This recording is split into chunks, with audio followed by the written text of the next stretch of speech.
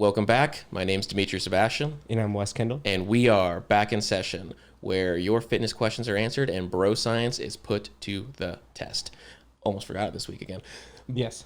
Today, we are actually going to be talking about, we're not talking about weights. We're talking about the stuff we've kind of forgotten about. And how this topic kind of came up was that Salias actually asked an excellent question where he just randomly said, "Hey, I have a listener question for you. What is plyometrics?"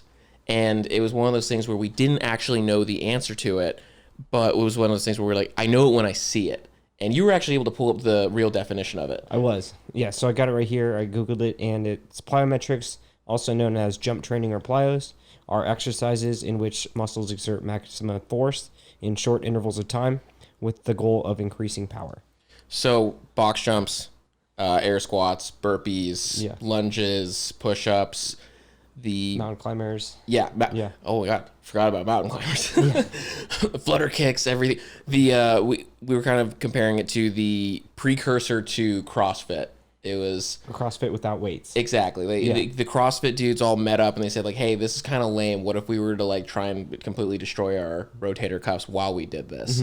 And it was genius. And then, so as you actually brought up even better, is that anyone who has done sports in high school has probably done plyometrics. Oh yeah, it's tons of it, I'm sure. Yeah, it's these guys, these football coaches, they're so bad at the gym, and I'm talking about like high school. If you like go to college and stuff, or you have like you went to like some AAA high school, you probably have like a really nice gym that knew what they were doing. But it's like you go into the gym and they don't know anything about weightlifting, but man, they know plyometrics so hard, and it's probably because they came from like Korea and the army beat it into them, and they know how to do flutter kicks and they know how to make you do Oklahoma drills. That's the only thing they know how to do. God forbid you need to do a bench press. You do the one where you like shuffle your feet back and forth without crossing, and you go in a sideways line. Do you remember doing karaoke's? Did you ever play soccer? That's what it is. That's Dude, what I'm talking about. Karaoke's, that was like, I wasn't a great soccer player. I was good as a child. But let me tell you, I was the king of karaoke. Oh, were you? I was so fast. I bet you were. Let me go ahead and just say my claim to fame is even the fastest kid on the team could not out karaoke me, and it was very important to 10-year-old Demitry. Oh yeah. You got to find something. You got to hold on to it. I don't get why coaches love that one so much. It was soccer for me because I only did like 1 year of football, and then I was just like, this sucks. Yeah. And then I just went on to not do sports, and that was great. What was the one where you like would sprint to the line and then touch it, come back to the wall, sprint to it? So they were called suicides. I don't think they're allowed to call them those anymore. Says who? Twitter? Twitter. Yeah. Twitter. They make all our decisions. Yeah. It's always the funny thing. It's like, who got upset about this? Like 4 people on Twitter, but they did tweet 100 times each. That's almost like 400 people. And 1 million people saw each tweet. Yeah. Yeah, I rocked the shit out of some suicides back in the day. Suicides, I used to hate them, but then when I got to the army, that was again, I'm not a long distance, I'm a sprinter. Suicides, I love those. Indian runs, can get down with those. Beep test, which is a lot like running suicides. Yeah. You run in the line, you run back, you got to do it before the beep, and the beep gets closer together as you do it. Yes. These aren't plyometrics. These are what we're talking about today. What we're talking about, though, is we're talking about the accessory work, the low weight stuff, the body weight stuff, the things that we don't really think about that's probably better for you as an individual, probably better for like getting healthy, getting more explosive. You kind of forget about these things. And we'll leave it to the professional to actually start talking about these, but... Well, I would say that it's mostly boiled down into 2 different categories. One is like either, a sports specific performance aspect that you're trying to train. For example, like the karaoke's you do right before you play a soccer game, because you're getting that sideways transverse plane motion where you're moving your heels and feet. Yeah. Or like, for example, I was doing, to prep for a 3-rep max squat, I was doing box jumps before the sets so that I was activating like an all or nothing muscle response, which is what you want when you're doing a extreme set of squats. So it's like stuff like that can help prime or prep your body in an athletic or performance way.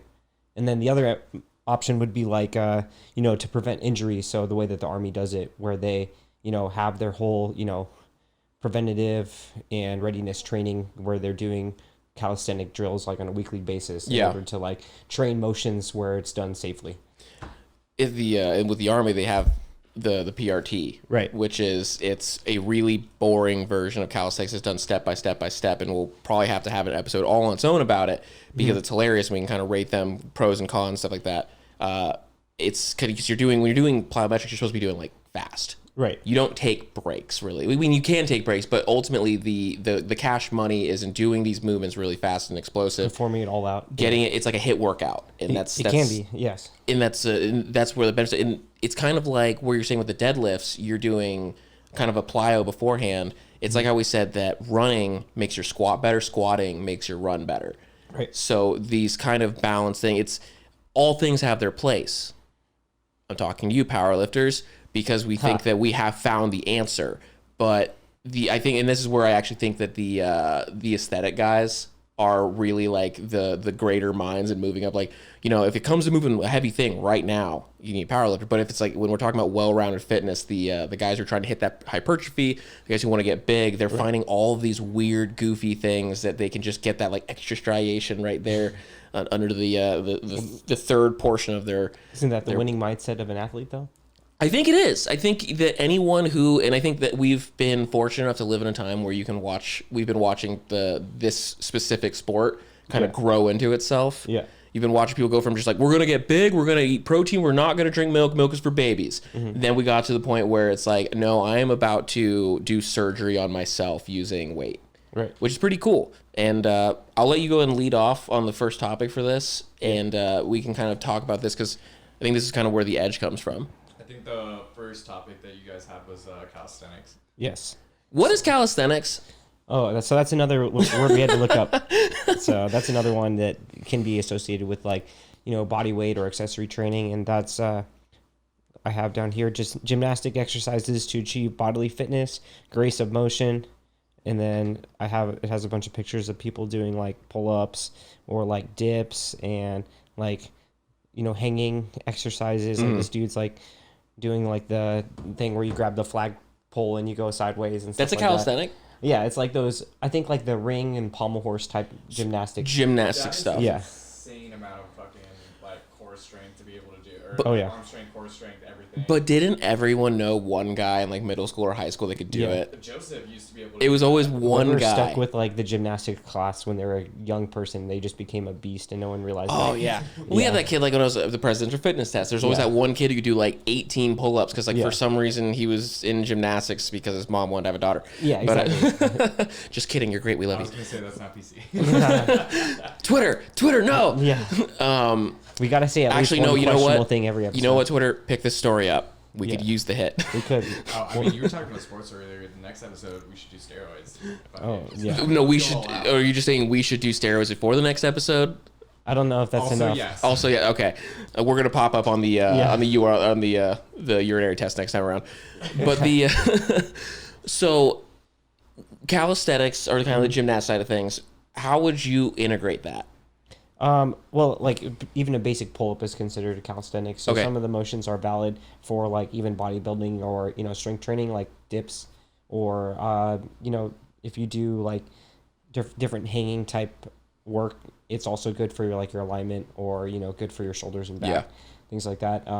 You can't really replace a pull-up with your back training. That's like one of the most effective back builders out there, just for activating overall muscles. Anybody who can like pull a whole stack on the pull down, I always want to be like, I wonder how many pull-ups they can do because it's 50-50. Either they can do like 18 pull-ups with like 90 pounds hanging from them, or they can do like 2. Right. There's like no in between. Or they're like super huge and fat, so that's why they're pulling exactly. Yeah. Well, it's like I can pull down the whole stack because the whole stack is 250. I weigh 400. Yeah, exactly.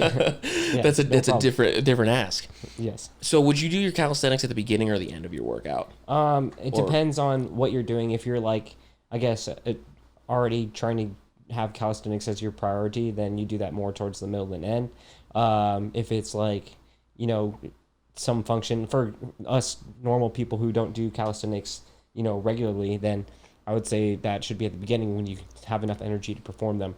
Because if you're tired after doing your pull downs, then you're not going to be able to do your pull-ups. Well, a good note for like calisthenics and pull-ups is I do pull-ups at beginnings of workouts because for my issues, like I can do a pull down great, but for some reason the flexibility of my joints is entirely different on a pull-up. It's you're you're bringing a lot more of your actual body. It's like squatting in like with just the bar or squatting in a Smith machine. It's your body actually is now, okay, your core is engaged, your joints are engaged. It's like it's good for you. And I do like that you mentioned the hanging thing, because a lot of people who can't do a pull up, hangs are a really good way to get there. Right. Those of us who don't work out, what is the hang?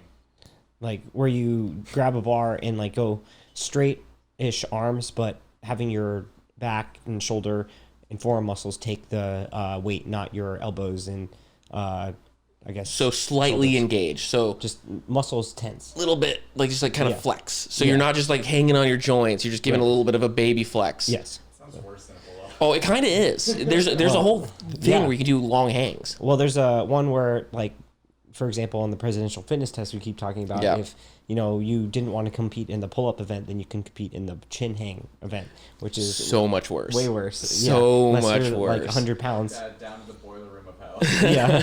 Yeah, no, and I'm glad you got that, because you're like, what's a hang? I was going to go a completely different direction with it.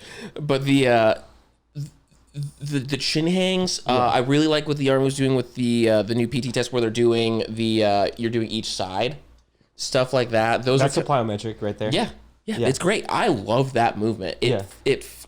Or calisthenics. Maybe I love it because I like it. It feels good. I think it falls under a calisthenic. Yeah, that's a calisthenic. That's what because I feel like what I'm understanding from plyo versus calisthenic, and someone's gonna be like sitting there like, Demitry, you're an idiot. It seems like plyos are explosive, like pushy. Calisthenics are slower and more of a pull.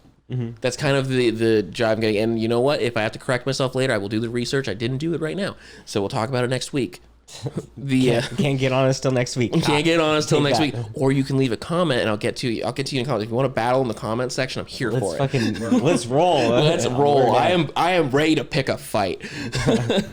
Halo 3 style. Let's go. So calisthenics are probably really good for people who are, we'll say, older, newer at working out, or people that want to kind of get their less the muscle groups and tendons that get less attention on a heavier lift, maybe. I would say it's like the next level after calisthenics, then goes plyometrics. So calisthenics first, plyometrics. Yeah, that's like level 2 when you want to start getting like into crazy body weight stuff. Mm-hmm. It's like the first one is like moving right, and the second one is like moving your body around things.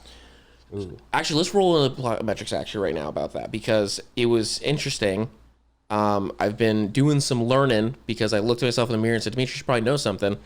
And there's an interesting thing that I've been noticing is that when people are first getting into working out, you start out with, can you do anything? Right. It's a question to ask. Usually you can tell just by looking at them. But then the next step is, can you do these specific sets of regular human motions? Right. And a lot of those fall into the plyometric realm of things like, can you, do a little squat? Can you pick up a box? Can you push something away from you? Right. So, calisthenics is, okay, we've gotten our body moving. Plyometrics is kind of like the body weight fitness realm of things, the people who aren't using weights. And I love body weight people who only do body weight because they're kind of like the carnivore diet people, and that they're really dogmatic, but they're less wrong. They have a lot of the problem is it's been around longer than everything else. That's why. Exactly, because carnivore diet, if you want to be dogmatic about that, it's like, hey man, your liver's gonna fail eventually. A body weight fitness person, if you've the Venice Beach videos where the guy can do the weird pull-ups and stuff, he's not wrong. He's just different. Yeah. And you can go your whole life doing body weight fitness and look dope. Yeah, you can do great. You can be strong. You can be flex on everyone on the pull-up bar. But they're still goons. Yeah. If you want to argue with me and say that you're not a goon, if someone wants to come and talk about the qualities of body weight fitness exclusively, that's great. Yeah, but so you're a doofus. And that's what, but I do think it's great. And I think that plyometrics, and with the pull-ups, talking about the calisthenics, that is kind of the start. Actually, Slias, this is going to be directed to you. Slias is looking to get into sooner than later. Who the fuck said that? Health. You did once when you were in a good mood. So he wants to get into it, but he's not quite ready for weights yet. He's just like, I just really want to get moving. Yeah. And we're starting with plyometrics. What does that look like in your eyes? I would say that looks like, and I know it sounds goofy because I feel like this is the better alternative than just doing sets of push-ups and pull-ups at home on your own. Do those YouTube 30-minute body weight workouts. Yeah. There's a bunch of free ones on there, and especially after the pandemic and stuff like that, it's like, fuck, everyone made one of those. Every fitness person out there. Some of them were better than others. Yeah, some are better than others. Some of them were a lot. Yeah. Because the one I remember you had me, I think I've said this already. The one that you gave me, yeah, I did it like 3 times. It was so hard. Yeah. It was so miserable. Jay made one that was really hard. It was like, so hard. I was just like, I'm just gonna go ahead and like eat less. Well, it's funny that you say that. Like, I dated a girl who joined like a Facebook group. Yeah. Yeah. And the whole thing was like, oh, well, we're gonna post workouts every day. It was a pyramid scheme. So like, you say, oh, Google like a YouTube 30-minute workout. Yeah. I immediately think like, oh, they're trying to get me to buy something. No, so actually, it's good that you mentioned that because a lot of people want to sell you stuff, and trainers are good. There's salesmen. But there are people that are gonna try and sell you like one size fits all weird stuff. They're gonna make guarantees. They're gonna be like, "Oh, this is gonna make you lose." We saw a magazine on the grocery store. It was like, "How to lose 13 inches on your waist." That person probably doesn't have your well-being in mind. That's a weird claim to make. They don't even know your size. Like, do you need to lose 13 inches? Right. But yeah, like you can find stuff, especially if it's free. Take the free stuff. You don't need to buy anything from them necessarily. And then if you want to find out, hire a trainer for like one session and ask them some questions. They'll actually usually point you in the right direction. The interesting thing about those kind of workouts though is we'll say, you've done no lifting. How long do you think from someone who's done zero lifting to doing plyos does it take to where they get like, okay, I can put on weight? Is that to where you're just comfortable with it? Or do you think there's like a range that they should be hitting? What do you mean? Like how long will it take them to see gains from doing it? I don't know about gains so much as when do you think that someone who doesn't plan on being body weight for life, when is body weight not enough? I'd say when your goals are no longer like strengthen and get better at those specific exercises. Like when you're like, okay, well, I don't feel like I need to do more than 100 push-ups at once. Great example. Like, it's like what's the next level from there? It's like probably adding weight, or if you have said like, oh, I just want to get strong enough where I can, do other workouts, then that's a very short time, Oh, here's a good question. Can you hit hypertrophy effectively using only body weight? For a period of time, yes, until you max out that response. Okay, so basically you can like burn it out. You've hit the maximum level you can get. You can almost like progress so far out of it that your body's no longer receptive to it. Yeah, it's just like you have no more stimulus to add, and it's like doing more sets of failure push-ups isn't going to add more of a response. Interesting. That actually, I was going to have a similar question.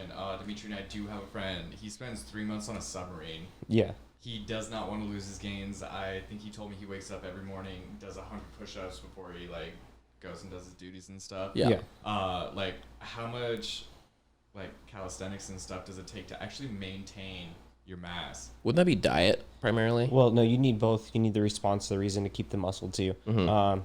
I would say if he had access to bands and enough space that he could keep a decent amount of his training by hitting every muscle group once a week. But if he doesn't, if he just is doing push-ups and pull-ups, if he's used to using a variety of ranges and angles on his muscles, he's going to lose progress for sure. Even if he keeps up with his protein, you think no? Why would his body keep extra muscle that you don't need unless you have a reason to? That's a good question. Yeah, no, because he's a big guy. That's the thing too. He's a big guy. So the thing is in a good way. Yeah. So it's that is an interesting that is an interesting thought that when your body only maintains what it needs. Yeah, you have a genetic set point, and then you're gonna naturally sit there based on your previous training and diet. But outside of that, you have, if you're pushing your physiological norm and limit, then you're not going to stay there unnaturally. Okay. Okay. So actually, let's go and take a quick break, and then we will pick up. What's our next topic? What are we going on to? Core training. Core training. You're gonna have abs at the end of this video. That's a guarantee. Yes. $19.99. No, I'm kidding. We'll talk to you guys in just 1 second. Hey guys, just wanted to remind you to like and subscribe. That helps us so much on the YouTube channel. We are still on the podcast, so go ahead and find us there also. You can find us on Instagram at BNS_radio. Same thing for the YouTube, BNS_radio. As far as Instagram, you can find me at Demitry Sebastian. You can find me at WKendall_MFT. Check us out. Leave your questions, please. Back to the show. All right, welcome back, guys. So I made some big promises before the cut. Wes told me that I'm not allowed to guarantee that you guys are going to have abdominals after listening to this episode. Sorry, it's not in the contract. It's not in the contract. I say things sometimes, and it is what it is. But Wes is here to actually give you some facts. You should know better. I do know better, but I got a little excited. I was on Instagram. I was on Instagram. They said they guaranteed. I was just like, that's only $20. I want some $20. $20 in only 6 minutes for abs. That's it, right? Can you please send me that link? That sounds awesome. I'll buy that. Well, you're going to give us some actual facts about abdominals? So, I think that ab training should be included in most ab training should be included in most I know what's on your mind now. Yeah. I was thinking about that. And either it should be used like sports specific, if you're a power lifter or if you're like, a swimmer or something like that, you should use the type of ab training that's going to make you better at your sport. Or if you're just like lifestyle or physique, then what I would do is do it some type of muscle, conditioning workout multiple times a week, like at least twice a week, I'd say. Okay. And that'd be enough. Okay. Now I'm going to ask you the questions that everyone has every single time that never stop getting beat to death. Yes. Are abs made in the kitchen or at the gym? I used to think it was mostly the kitchen, but now I realize that it's both the kitchen and the gym, unless you're blessed with having just like sculpted ab genetics, unless you have that and they're just like already full and thick, then not only do you have to be working your, butt off to eat enough protein and stay in a deficit and, be at a low body fat percentage, but also you have to train abs like with weights, with the resistance and with progression.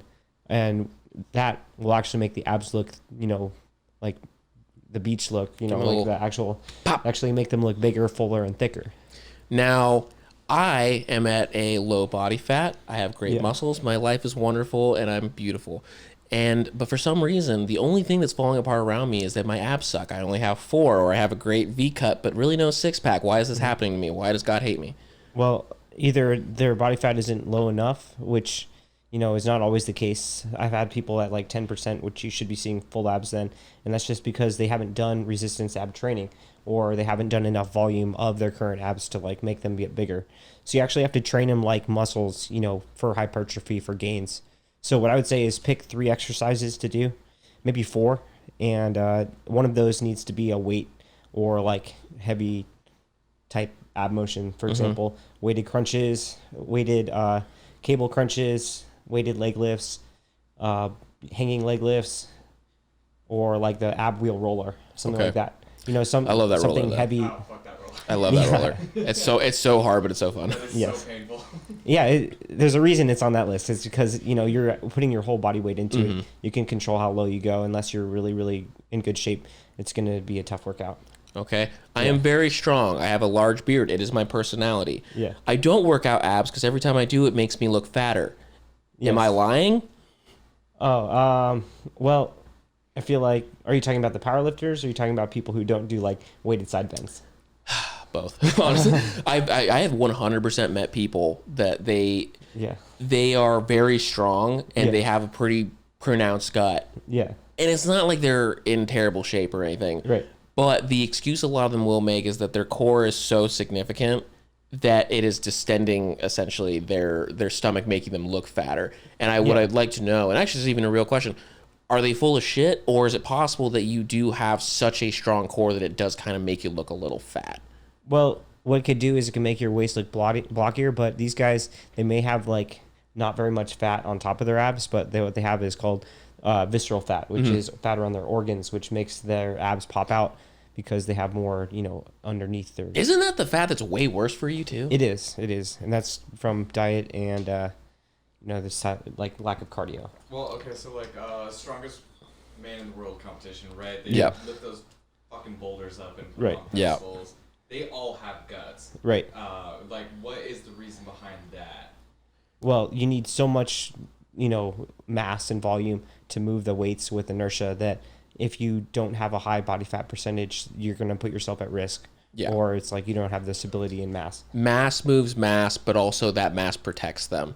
If you have a really strong small guy and a really strong big guy, that big guy will always be stronger than the small guy. It's just you'll notice those strongman competitions, they are enormous guys. And there are smaller guys. There's guys like my height that do strongman stuff. And I'm going to tell you right now, they're never really boarding. Like, they're great. Yeah. They're powerful. They're excellent. And they should be proud of themselves. But because they're a short king like myself, they are really never going to be able to like be the number one. Yeah. And it's a tough gig, but at the end of the day, like, you do what you love. Some of those guys are pretty lean, like 18, maybe even 15%, but they're still like 300 plus pounds. Yeah, what Bjorn Thor, Odin's son, the mountain guy, like he's huge, but he's built like a physique guy, almost, but big. Like he's like kind of like how the Hulk is in the show, or in the show. I'm not old, but he has that GI Joe look. He's not fat. He's just enormous. So you're right. Like, you don't have to be fat. It's just it's about size. It's about volume. Dude, super off topic. Have you guys seen that guy's girlfriend? Very small. Yeah, it's so funny. Very small. It's like, what's the logistics of that situation? You could ask the same thing about like Shaq. Yeah, that's true. That's not a problem I have, and I'm glad I don't, frankly, at this point. What's up? Did you guys want to switch over to calves?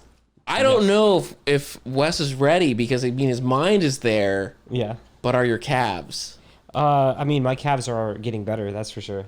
You know what? I did point that out the other day. Your calves are, because as someone who's genetically blessed with calves that I don't deserve. Yeah. I wish that I could like give you like 30% of my calf. Yeah. Because I feel like you deserve it more than I do, and it's so for. It is a joke. It's a big joke. It's like it's even a meme on Reddit. Why are calves so hard to like build? Good question. Gain mass in your calves. Well, I think it's people who have bad calf genetics. Most of the time, they either weren't hitting like all the options, or they weren't doing it long enough. And then there's also those people who just also have bad genetics, and then they kind of are fucked as well. But I think, being one of the team, my calves never grow, but actually growing them some over time, I've realized that it's just like you have to make sure that you're treating it as focused and as deliberate as your other training. And you may actually have to spend more time and emphasis on it than your other muscles in order to see progress, which is not what people want to do. Here's a question I have, because a lot of people, when I see them doing calves, they do like a lot of like, they're poppy about it, like boop boop boop. They're like doing these little hops. Right. Is it better to be explosive with your calf workouts, or do you want to be nice like a bicep? Like a bicep, you pop it up and you nice slow lower it down. Or should you be, so with calves, should you be doing that nice slow movement, or should you be trying to be explosive? I'm doing like sets of 15, like 3 seconds to 5 seconds holding at the bottom, and then like also a slow negative and also a pause at the top. So these are sets that are taking like a minute and a half, and I'm doing like, I'll be up completely at the top, squeezing for 1 second, 4 seconds on the way down, and then at the bottom for 5 seconds. So we're talking time under tension all day. Yeah, and then I'll do that for 3 sets, and I'll do another set where I take a volume of like 15 to 20 reps to failure, and then I'll do 10 reps to failure, and then I'll do like 5 reps to failure. Okay. Another question. Those are fast. Those are fast. Might be very obvious to someone who works out, but like, when should you do calves? Is that leg day, or like, do you not want to like? Is calves harder to do after you've already done? That's a good question. That's not a bad question at all. Yeah. Really. I would say do your calves before training your other muscle groups 2 to 3 times a week, and not on leg day. Wow, that was not the response I was expecting. Well, no, that was like kind of exactly what I was expecting, because I did used to go to the gym with Joseph a lot, and he would make me do calves a lot, and I would fail on my like leg press and stuff, because my calves would hurt and I would just give out. This might be calf privilege speaking. I'm addressing had that problem before. I'm addressing my privilege. Most of the training I've ever done with calves, that's why I was kind of surprised by what you said, is I've always been of the concept of, it's like, okay, you do your whole leg workout, and calves are like an accessory. It's like a dessert. Like, boom, pop your calves out and go and do stuff like that. Because I've always, when I squat, when I deadlift, when I do whatever I'm doing with my legs, my calves are never burnt. and then usually you hop on a calf machine or you get on a Smith machine and put like a block up or something, and then you end on calves so that you can have something to like just kind of wrap your day up with. So I was kind of surprised. Do you kind of have a thought process on that? Because you're doing so much time under tension and you're doing these long pauses and holds. It's not your calves that give out, it's your quads that give out if you do it on leg day. Okay. So it's like you'll be too tired after leg day with your quads to hold your legs out and squeeze your calves for a minute and a half because that will get shaky first. It's like when we do those rough back days, like my forearms are the things that go out. Yeah. It's like, okay, we need to let's go and grab some straps or something, 'cause that's not what we're here for. We're not here to destroy your forearms. We're here to get your back. So calves, big genetic, but time under tension, making sure you actually do it. If you eat all your vegetables and protein, you might actually be able to have some calves someday.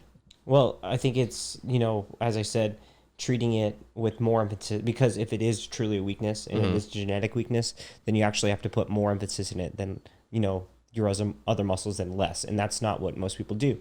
Most people are like, I'm going to do it once a week, maybe twice a week, and then they skip weeks, as opposed to like your chest day you hit every week with 100% intensity. No one seems to miss chest day. Yeah. I know I don't. Yeah. Or you can become a physique competitor. Yeah, and then you just don't worry about it. They're not even on the scorecard. You don't even worry about it. It's fine. You just pretend it's fine. I think we still have a little bit of time. Do you want to touch forearms? Yeah, sure. That's cool. So forearms for the next one. I think that a lot of people can train that. Calves of the arm. The calves of the upper body.